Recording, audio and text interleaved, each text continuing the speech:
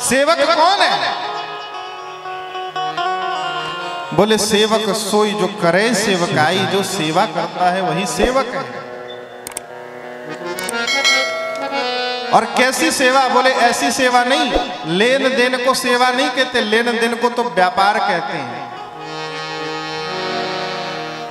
पूरा विश्व आज आश्चर्यचकित हो रहा है और पहले भी होता रहा है कि भारत में ये गुरु शिष्य की परंपरा कैसे।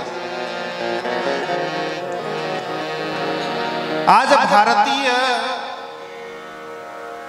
भारतीय समाज में जो एजुकेशन सिस्टम है ये हमारा अपना नहीं है, ये विदेश का है।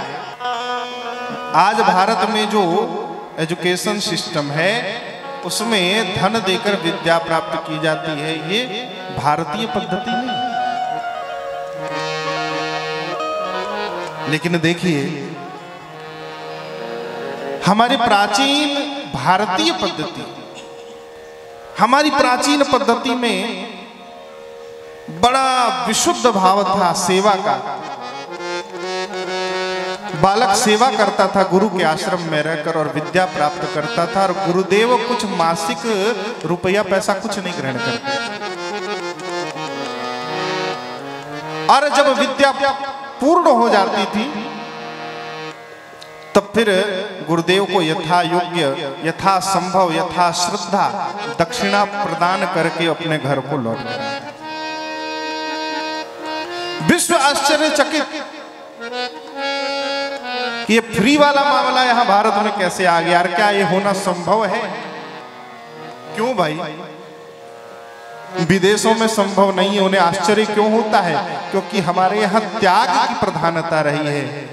विद्यार्थी अपनी सुख सुविधा का त्याग कर देता है। रामचंद्र जी ने महल के ऐशो आराम का त्याग करके जाकर गुरुदेव वशिष्ठ के आश्रम पर बटुक के रूप में रहकर उनकी सेवा करके विद्या प्राप्त की। और गुरुदेव भी समाज कल्याण के लिए अपने कर्तव्य का निर्वहन करते हुए सभी प्रकार की लालचों, सभी प्रकार की लालसाओं का शमन करते हुए, नष्ट करते हुए, त्याग करते हुए विद्यार्थी को विद्या प्रदान करते थे, शिष्य को योग्य बनाते थे। और यही कारण है कि हमारे यहाँ विद्यार्थी हुए तो श्री राम श्री कृष्ण के समान, हमारे यहाँ विद्यार्थी हुए, शिष्य हुए तो उपमन्यु के समान, हमारे यहाँ आरुणि के समान शिष्य हुए जिन्होंने गुरु सेवा करने के लिए कितने कष्ट सहे। और हमारे यहाँ शिष्यों के साथ गुरु भी ऐसे हुए, वशिष्ठ के समान गुरु हुए, हमारे यहाँ वशिष्ठ के समान गुरु हुए, विश्वामित्र के समान गुरु हुए, हमारे यहाँ सांदीपनि के समान गुरु हुए, हमारे यहाँ एक से एक बढ़कर गुरु हुए, परशुराम जैसे गुरु हुए। आज पूरा विश्व श्री राम श्री कृष्ण उपमन्यु आरुणि को भी याद रखता है और वशिष्ठ विश्वामित्र जैसे महापुरुष महासद्गुरुओं को भी याद रखता है।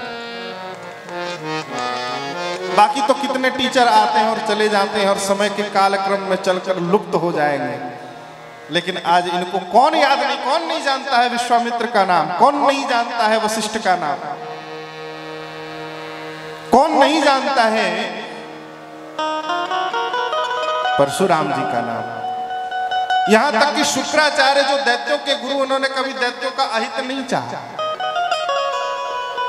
जिनकी जजमानी करी उनको भी धोखे में नहीं रखा। कौन नहीं आता, कौन नहीं जानता देवगुरु बृहस्पति का नाम, कौन नहीं जानता। ये हमारी उन्नत परंपरा है। सेवक वही है जो सेवा करता है, बदले में कुछ चाहता नहीं है गुरुदेव से। अरे गुरुदेव की सेवा में वो शक्ति है कि गुरुदेव की सेवा करने मात्र से उसे विद्या प्राप्त हो जाती है।